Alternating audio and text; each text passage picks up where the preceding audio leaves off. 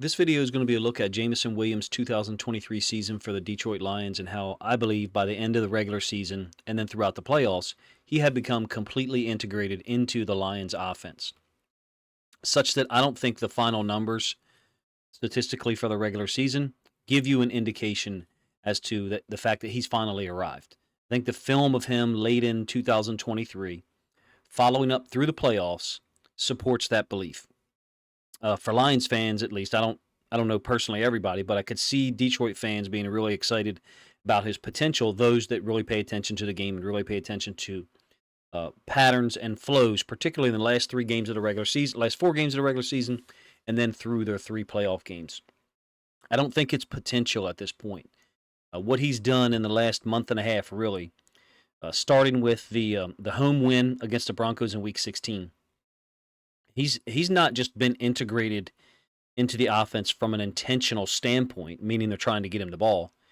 He's getting the ball over a wider range of the field horizontally and vertically, and he had an impact in games, each of the last 6 games in which he played.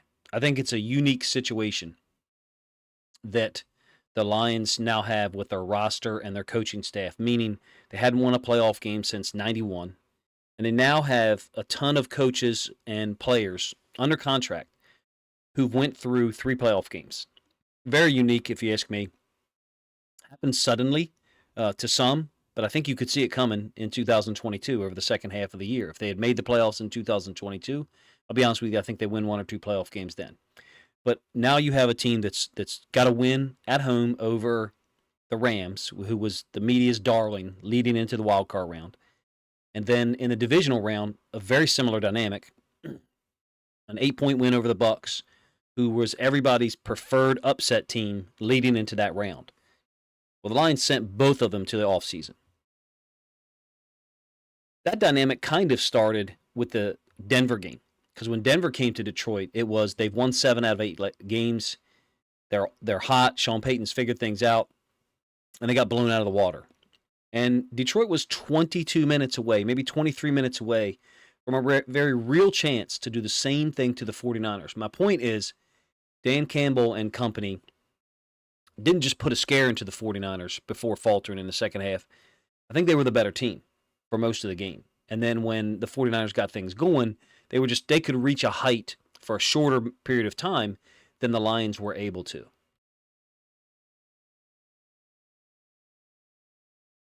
Well, then the Lions were able to maintain over a 60-minute period. It's my opinion that Jameson Williams allows them to get to those heights that the 49ers reach. So what I'm talking about is that run from the 49ers' first possession of the third quarter to the point at which they take a 10-point lead. I think Jameson Williams getting more opportunities allows Detroit to reach that height, or gives them the best opportunity, because in my opinion, he was extremely impressive in that loss. He had the 42-yard reverse for a touchdown. I'll show you that one a little bit later in the video, where he breaks a couple of tackles, pulls away from everybody on San Francisco's defense, and he also picked up the late touchdown on a 4th down pass over the middle that pulled Detroit within 34-31. His playoff production only comes in at 6 catches on 9 targets for 79 yards. And again, the 40-plus touchdown yard run against the 49ers.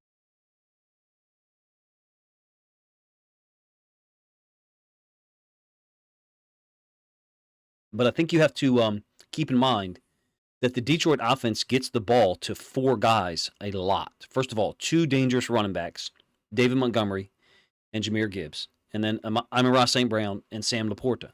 Those are always going to be 2 high-target receivers. I think in the last 6 games in which he played, Williams took advantage of his opportunities, and I fully expect him to get more snaps, more targets, more touches in 2024. More than just deep balls and reverses. Even though I think that reverse has got, or any trick play involving Jameson Williams, has got to be retained, just because of how dangerous he is with the football in his hands and how much it can threaten and scare defenses. But let's do this. The last 6 games that Jameson Williams played in 2023, he had 17 catches on 25 targets, so 68% catch percentage. So you're not concerned about the catch percentage there like people were earlier in the season. So along with his 230 yards receiving during those 6 games, He had the one rushing touchdown against San Francisco and the fourth down touchdown catch in the fourth quarter. If you were to extrapolate that impact over a 17-game season and say that's what you're going to get, which I don't think that is, but keep those numbers and keep that consistency, you're looking at about 50 catches on 70 targets and 675 yards receiving. Now, comes down to targets. With Josh Reynolds, with his role, who knows what it's going to be next year. Williams can easily top those numbers by 15, 20%, if you ask me, and get to 65, 70 catches, 900,000 yards receiving in the air on a team where Montgomery and Gibbs are going to combine for 400 carries in a 17-game season. And then you can plan on St. Brown and Laporta totaling 260 to 280 targets between them. They had just over 280 this year, with Josh Reynolds coming in fourth in targets at 64. Gibbs was third. The Lions will be in the lead a lot in 2024, because they're a very good football team. Look, at this point, they've won 22 of their last 30 football games. That's a pattern.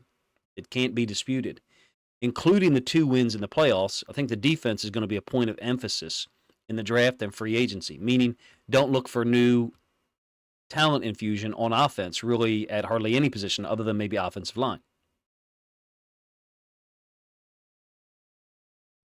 So I think the target distribution, the carry distribution for those other guys is going to generally remain the same.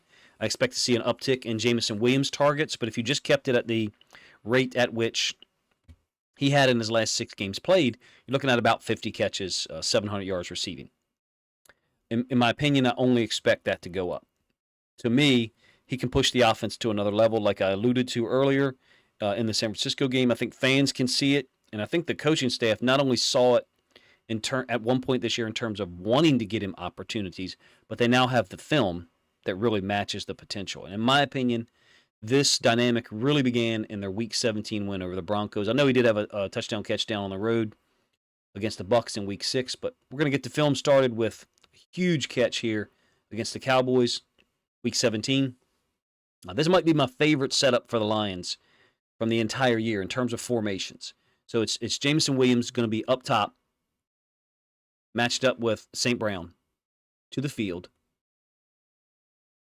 And then now you've got 3 into the boundary, which I'm going to do an entire separate video about that concept in the NFL, because I think it's interesting. There's multiple teams that utilize it, particularly the Ravens and Lions, among others. So in any case, it looks like man on 1, which is Williams up here. And then the field side safety is just going to burn eyes on 2, which is St. Brown, on an inside release. So it's either that or the safety is just not in alignment with everybody else. But in any case, Williams beats Deron Bland for 63-yard catch on a post. I think this shows you from an individual standpoint how his vertical threat fits perfectly with the rest of the Lions' offense, with Goff's ability to throw the football here in these areas, and how much work St. Brown and Laporta can get done there. Matching that, tagging that with Jameson Williams as the vertical threat makes sense. I think people have been talking about that for a long time. Goff is really clean and crisp on those underneath throws over the middle, and these are the throws, the deep shots to Williams that need to be a little bit more in sync in 2024. Not just on week 1, I'm talking about the first day of practice.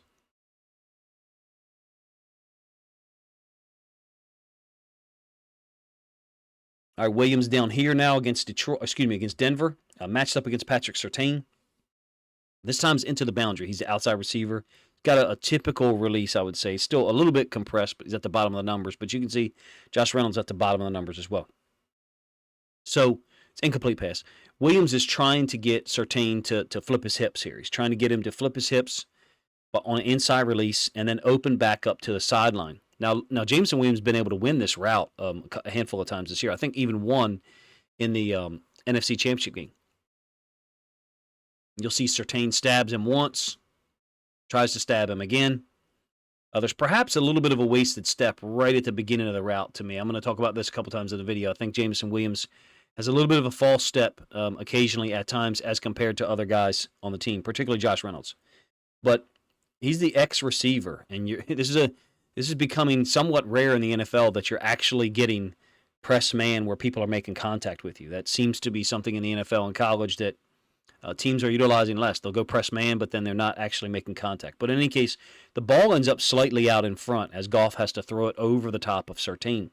To me, it's a good example of, despite Surtain's best efforts to impede him, here again and there, Williams is able to create some space because of the initial inside stem, and then now he's making Surtain flip his hips back to the sideline and open and run with him, and you can see the acceleration right here. He's able to get some movement and separation, if you will. I still like it as, even though it's an incomplete pass, I'm showing it because it's against a high-level guy, number one, who got a couple of jams on him. I still think it's a very viable route for the Lions and for Jameson Williams, and I think he's the only guy on the roster that gets that route done. That's my point.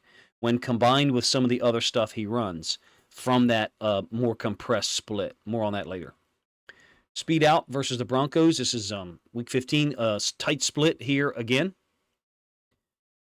Tagged with Laporta this time to the field. I think this is a really great example of Goff looking for Williams first. And not just like, a design deep shot where other guys' routes underneath are giving Williams the opportunity. No, this is, look, Laporta could theoretically be open in the middle of the field here in a moment once the inside linebacker follows the drag by St. Brown. It's a very classic route combination from this offense. Williams is number one here in terms of the read, in my observation, and that to me is what makes this fun to watch. Should make it fun to watch from a Lions fan's perspective. You can see that Goff has clearly released the football now to Williams on the speed out. And neither one of these other guys, St. Brown and Laporta, the two high target guys, are even looking for the football at all. So you got a mirrored concept to the right and to the left with the outside receivers, and then the complementary routes being Laporta and St. Brown, the guys who are probably reading space, reading coverage, and trying to fit somewhere. Like I said, I really like this route combination overall, but what I enjoy the most is that Goff could have held on to the football to give St. Brown and or Laporta an opportunity to get open. When I saw this throw this week, I knew that Jared Goff and Jameson Williams were becoming more comfortable with each other. And that's a good thing for the overall impact of the offense, that you got the guy integrated. At this point in time, this was the first game, I think he had 5 catches or maybe 4 catches, where he looked a little more integrated than previous weeks. As those weeks stacked up and we got into the playoffs, you realize that this wasn't just forced opportunities. This is Jared Goff looking for him first at times, which is a good thing. And then you have the juke along the sideline after the catch in really tight space. I didn't even talk about that at all to lead into this play. This ends up being an 18-yard gain against a 5-man blitz package. Excuse me, I'm sorry, with an add-on since the running back didn't release. So when you have athletes like Jameson Williams who can create additional yardage, that can freeze a defense or a coaching staff from blitzing because of the potential for a missed tackle and a bigger gain than perhaps you would have earned, which I think is just another layer, another element that Jameson Williams adds. All right, bunch formation to the field. Down here at the bottom side, similar play to the last one conceptually. Williams ends up fumbling here, I believe, but I think I thought his foot was already out of bounds, but in any case, they did rule it a fumble. They did credit him with a fumble. So the bunch formation's down here. St. Brown's going to run kind of this classic. You're going to kind of get this classic drag. It's actually Raymond, I'm sorry. The point man going underneath. So he's vacating the space, and now you have Williams on this kind of flatter out. And then St. Brown running the corner route, late in cut from Sam Laporta on the other side. Very classic Lions, Ben Johnson stuff. It's a 2nd and 10. And at this bunch side, there's just no contact from any of the Vikings DBs, which I felt like was very consistent with things I saw between the two games between these two teams. Anyway, another situation, Goff has already released the football. And look at the other guys. Jameson Williams is number 1 in the route progression. It's a short route, so there's nothing to get excited about there. It's a short route. He's untouched by the defense, so it's basically given to him. But no one else is taught to, nor should they be looking for the football. Jameson Williams is first in the route progression. This is different than what you saw early in the season. Not only did he grow, but his usage grew, if you ask me.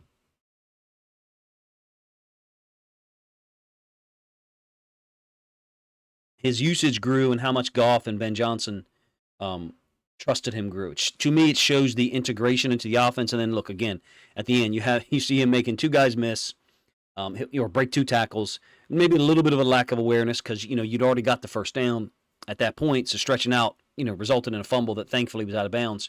But to me, everything is there from the standpoint of him being totally involved into the offense. And then the ability to make people miss is just an add-on. You'll see him score on something like that eventually, even in that tight space that you saw against the Broncos and the Vikings. Another situation where he's lined up as number 2 initially, and then you get the wider number 1 receiver motioning down, speed out, breaks a tackle once again. The Lions are creating space with this outside-in motion from St. Brown, this sail motion. St. Brown pulls the corner in slightly, and then Jameson Williams just runs the speed out into that open space where the corner had, perhaps initially lined up.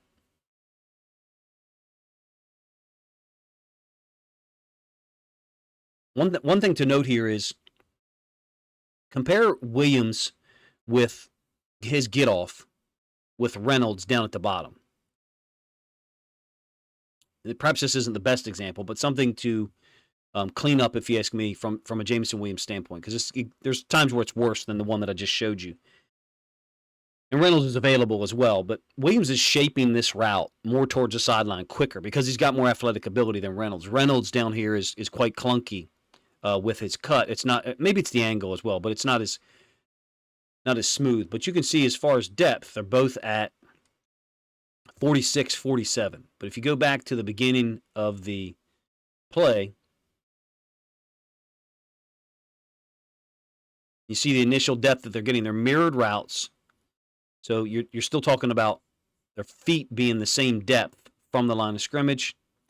Reynolds is getting here vertical a little bit further. You can see he's at the 45. Jameson Williams' feet haven't reached it because I think he's properly bending it sooner than Josh Reynolds is. My point is he runs a better speed out than Josh Reynolds, even though his get-off includes some false steps, far more than Josh Reynolds does. Josh Reynolds' get-off is slower, but smoother from the standpoint of not having a false step. Let's get to some in-breaking routes now. This is against the Vikings on the road. Similar alignment as some of the other plays I've showed you. Tighter split to the right. You had an outside receiver, number 1, in this case St. Brown, coming down to almost stack. Same condensed split by Jameson Williams. The Vikings are dropping into what looks like a Tampa 2 with only a 3-man rush, so a little bit abnormal. Williams takes his route over the inside linebacker level. Even though it's an outside linebacker dropping from the hash, I call it inside linebacker level, the second level of the defense. And he fits between the second level of the defense. It's going to be this outside linebacker dropping here, and this Tampa 2 Mike linebacker. This is a beautiful throw by Goff, by the way. He's fitting into this open space right in here. And when you get the end zone angle in a minute, I think you'll appreciate Goff's throw a little bit more. To me, late in the season, he showed the ability, willingness, and usage of going over the middle, including that fourth quarter touchdown against the 49ers that I'll show here in a minute. Let's do the end zone angle. I think this illustrates how much Goff trusts him here. And how quickly Jared Goff can recognize coverages. Like I said, it is Tampa 2, so 44 is going to get depth to handle any verticals. Technically, 58 is the Mike. 44 is to the weak side of an underfront, so I don't call him the Mike. But we're going to refer to him as the Mike from a coverage standpoint because he's the guy getting depth in the Tampa 2. He's looking for a vertical, okay? You can see the depth that he's got compared to these two guys, which, of course, 98 is the outside linebacker that dropped out. Now watch it live speed. Goff throws the football directly at 44 because he knows Williams is going to be there. That's the trust that I'm talking about. And it's later in the progression. When Goff drops out of here, he's going to look to his left, and the camera's a little bit in the way. But you can see Goff's helmet started out over here into the boundary. Even though he's back on his heel again, he's coming back to the right, starting to pick up this guy. He knows the coverage. Goff, so does Jameson Williams. Boom, throws it pretty much right at the Mike linebacker, or right at 44. I think it's brilliant stuff. It's not a vertical route by Williams. Like I said, I actually think Williams has a little bit of a false step at times on his release, but this is a fun play to look at from the end zone and the all-22. It's a fun one to try to understand, it for me at least, because this ball gets on Williams just before 44 can recover and make a play on it, or hit him. There's no vertical route to threaten 44. There's nothing to carry him vertically in this, what I believe is Tampa 2. That allowed 44 to put on the brakes and try to get involved here underneath and show you how much Goff trusts Jameson Williams, because Goff knows this guy's here. It's not like he's unaware. He's just putting the throw where Jameson Williams can catch it first, control it, secure the football before getting hit by two guys. I think that's brilliant stuff and shows you the integration and trust that Goff has in Jameson Williams, or had late in the regular season.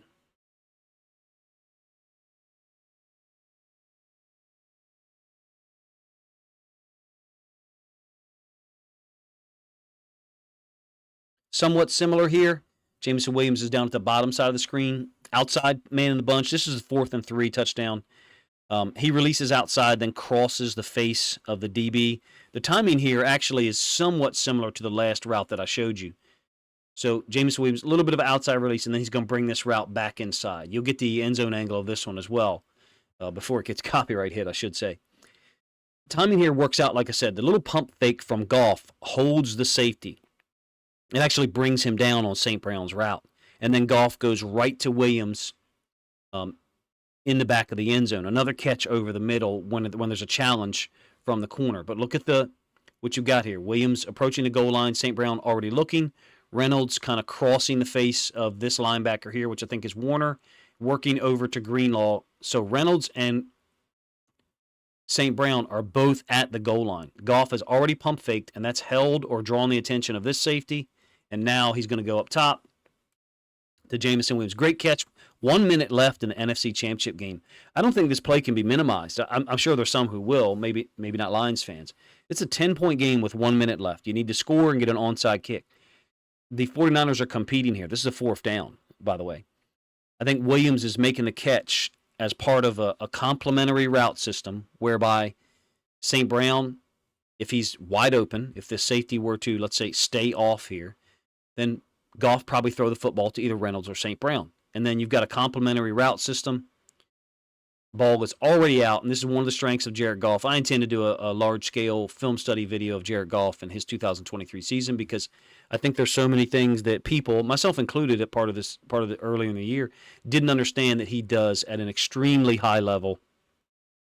Really like the end zone angle of this one, so I'll let that one flow through some, because I think it shows how 54, 57, the two inside linebackers, and the safety react as Reynolds goes underneath, and you catch St. Brown a little bit checking up on the goal line. It also shows how quickly Jared Goff goes through it all. Even though I'm not too sure that Reynolds is really a viable option with the running back releasing away. So what I mean is Gibbs is to our left. With him releasing away, it really leaves 57 with no work, because the corner and the safety are basically bracketing Laporta on this. So there's really nothing to hold 57 to the right-hand side of our screen and open up any space for Reynolds. Now, Reynolds is trying to find it. He's trying to sit down right between those two guys. My point is, I don't think Reynolds is really a viable option with the running back releasing away. It would be natural to expect 57 to find that route and be in that window. I think there's two immediate options here. I think it's an example of how Williams, totally different guy than 2022, clearly. And even in terms of trust and responsibility, totally different guy than Week 7, Week 8, 2023. You have to let me know what you guys think of those thoughts in the comments section, but I have an analogy that's, my analogies are usually basketball related. I think early in 2023, Jameson Williams is a third or fourth guy off the bench in an NBA rotation, meaning he's not going to get consistent opportunities. He's not going to get consistent rotation, even perhaps. It's not like he knows he's going to come into the game 8 minutes into the game and he's going to get that 4 or 5 minute stretch to finish the quarter, and then maybe another 6 minute stretch in the second quarter. He's now a starter at this point in an NBA rotation analogy, meaning he's one of the 5 who's going to be used across a lot of concepts, not just deep routes, as you can see, or the occasional reverse. Another in-breaking route here. He's up at the top of the screen. You got a little bit of a clunky China in attempt by Josh Reynolds, or whip route if you want to say, but Reynolds has a smoother technical step getting off the line. So I'll let you see this a couple times. Williams often has like a reset step, or we would call it a false step. Though it's slight, it's something I think he needs to eliminate. It's a good catch over the middle. Don't get me wrong. I'm not saying it's not a good play at all. Reynolds China in, is going to hold this nickel defender. I'll let this run a couple of times right at the beginning so you can see what I mean.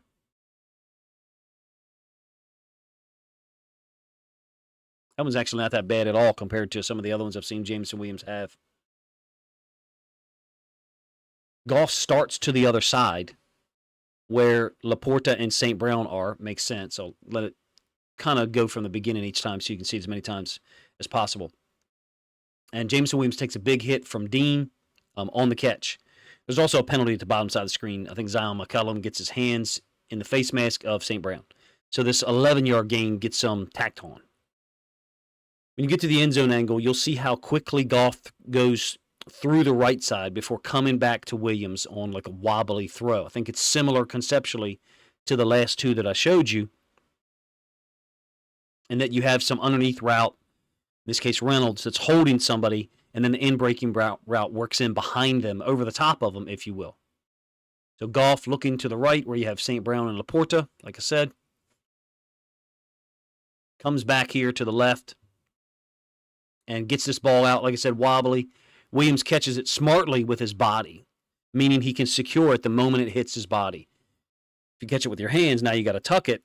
So the awareness, I think, is he's far more aware than people give him credit for, especially at this point, but probably even earlier in 2023. Another tight split. This one against the 49ers, NFC Championship game. Very compressed, very tight split. Ends up being a deep over against man free. And again, Goff works to him. And this ball is actually slightly behind Jameson Williams. So he has to catch it twice, or he ends up catching it twice, as opposed to just once. He's pretty far out in terms of this winning on this deep over. And I'll keep it running the all-22 so you can see what I mean. Got a lot of room here to operate and get towards the sideline. I think this ball should be completed a little bit more towards the bottom of the numbers, or closer to the sideline, not right next to the sideline, but another 2 or 3 yards towards the sideline. As it stands, it ends up being the top of the numbers. I think part of that is because Goff gets the football out so quick. You'd like to see a little bit more crisp catch here, but it's the throw, if you ask me. He's running in one direction, trying to run away from a guy who's covering him. He's trying to create more room for Goff to throw the football onto. And in this case, he's got to turn back, so he ends up catching it once, thankfully twice, just before the defender converges. It shouldn't be right at the top of the inside of the numbers. This one, I think, should be at the bottom of the numbers in terms of where it's caught, to give him an opportunity to keep running.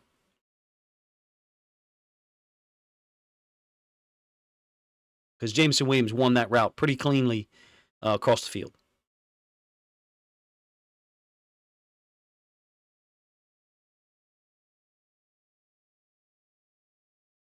All right, moving on from routes, particular routes, in breaking, deep routes, or whatever. This is just big plays. The reverse for the touchdown against the Niners. Great design.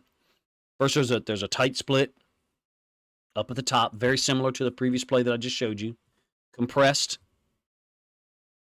If you take the left tackle's outside foot, he's closer than halfway between the left tackle's outside foot and the top of the numbers. Maybe he's almost exactly halfway. It's kind of tough from this angle to tell, but there's the fake to Montgomery. And then Reynolds is very good at these pin blocks from the outside. So Bosa is chasing, and Reynolds is the pin block. He's supposed to pin down on him. Well, his guy disappeared. He's going with him because he doesn't want Bosa to be able to impact the play. So that's the design of this. Some people on different concepts, different designs would say, okay, well, your guy disappears, work up to the second level and go get yourself the front side inside linebacker. This is part of the play. The center also ends up getting the nickel, and the tight end 86 went in like return motion, and he gets the front side corner. That's key, if you ask me, that the front side corner is dealt with so that Williams can hit this 100 miles an hour and doesn't have to figure out how to juke or deal with the front side corner. He can just make a downhill cut now and trust that these guys are going to be there. Decker is going to pick up the backside corner, who, of course, saw Williams go for the reverse. And you can see the speed and the velocity that he hits this with. And he has the ability to break through contact, break tackles, like we talked about earlier.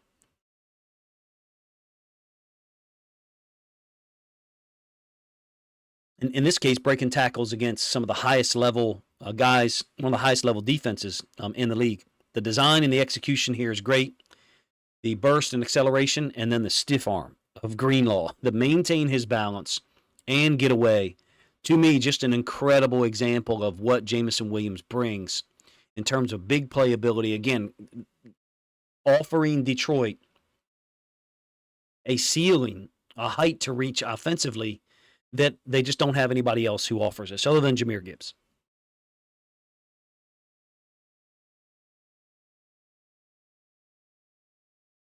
One of my favorite routes here of his, this is down at the bottom of the screen. Again, he's into the boundary as the X receiver. Now, this is 21 personnel, so you're getting the Bucs base defense. When I say 21 personnel, we're talking about 2 running backs, fullback and tailback, and then the tight end. So the Bucs have responded by rolling the strong safety up to the field, to the tight end side, where the fullback is also kicked over. Base defense, 3-4 from the Bucs. Williams has a lot of space down here because there's no safety to the side of the field. Like I said, they're rolled over to the field. It's like a deep comeback. Really, it's a 3-man route combination. Williams and St. Brown are running mirrored routes on both sides of the field. I would say that not necessarily the 21 personnel, but this, when you do only have 2 receivers on the field in 2024, more often it's going to be these 2 guys, St. Brown and Williams, as opposed to St. Brown and someone like Josh Reynolds or even Donovan Peoples-Jones. Goff's got a play action. It's a 1st and 10. It's the 4th quarter, by the way, of the divisional round. And you can see on the replay that, again, Goff trusts Williams, who's nowhere near getting out of his break, not even breaking down yet. Goff is preparing to throw him the football. Ball's out. Williams hasn't turned around yet at all. Out of his stop, ends up curling back to the sideline, catches it, 24-yard gain. Look, the Bucs were physical, man, and they provided a lot more resistance than this most of the time. Like I said, the strong safeties rolled up to the other side of the field, so there's a whole lot of room for Williams to run onto.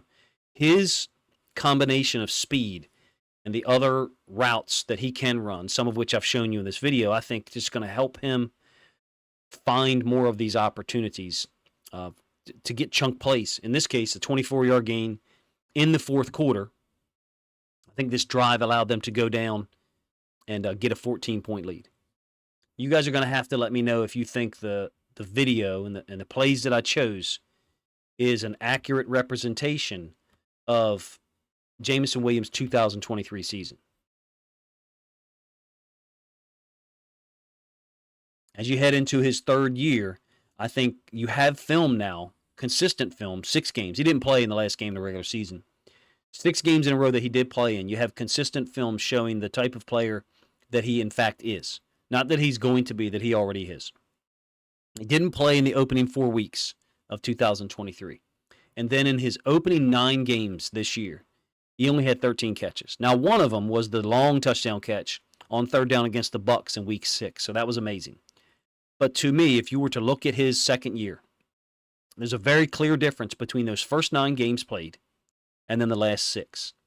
Not just his impact, but Goff's willingness to A, go to him first, and B, throw to him in tight situations.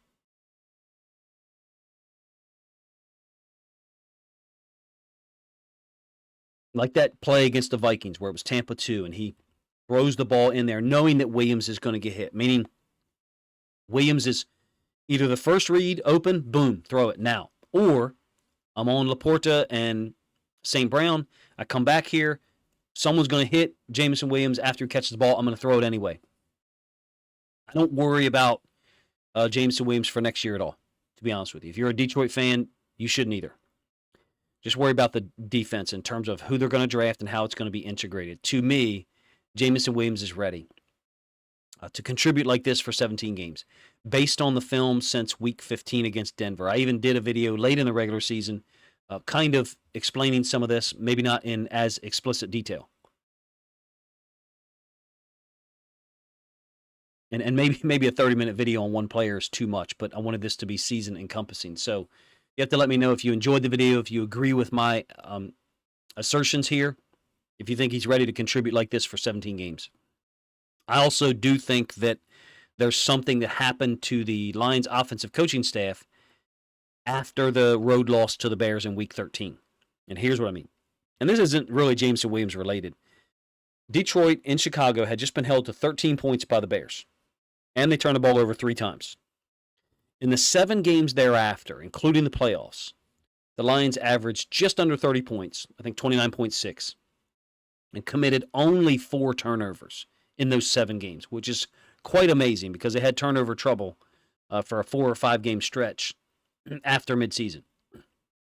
Look, prior to Jahmyr Gibbs' fumble in the third quarter against the 49ers, Detroit had not turned the football over since their Week 17 road win against the Cowboys.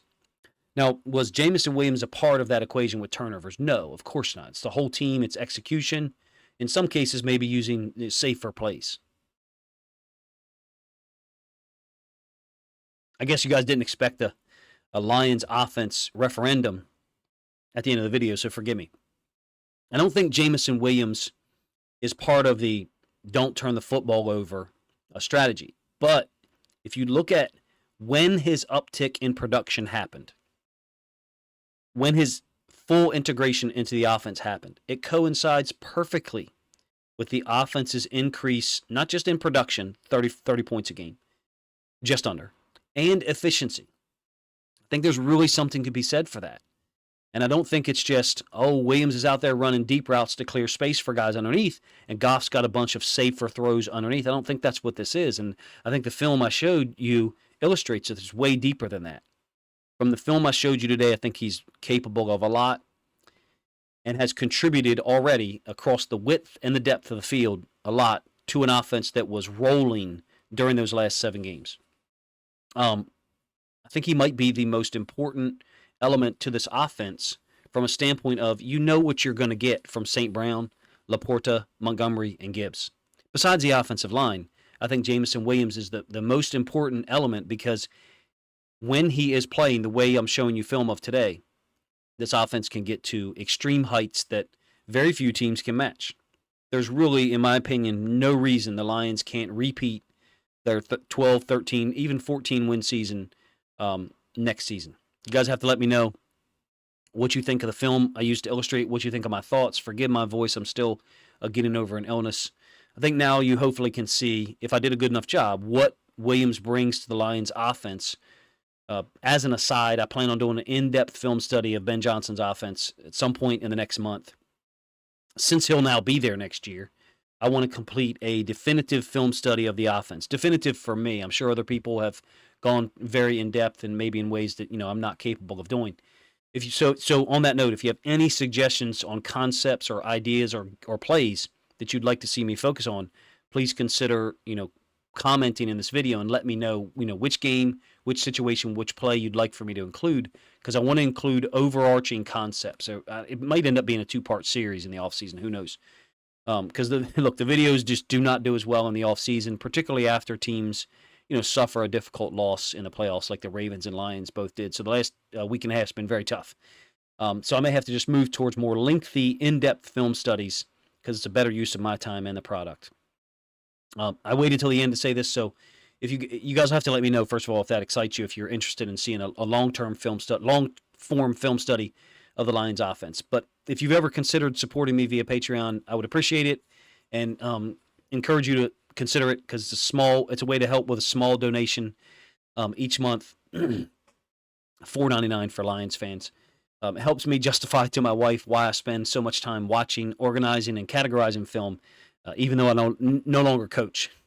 So this is something I want to do, a film study, producing content on a more professional level, meaning that the best content I can do on YouTube, Twitter, and Patreon. So if you consider supporting me on that platform for a small donation, I would be humbled and appreciative. Thank you guys for your time. If you think other Lions fans would enjoy this probably too lengthy look at Jameson Williams' 2023 season, then feel free to let me know, or then feel free to grab a link and to let other Lions fans know about the content and so that they can enjoy it as well.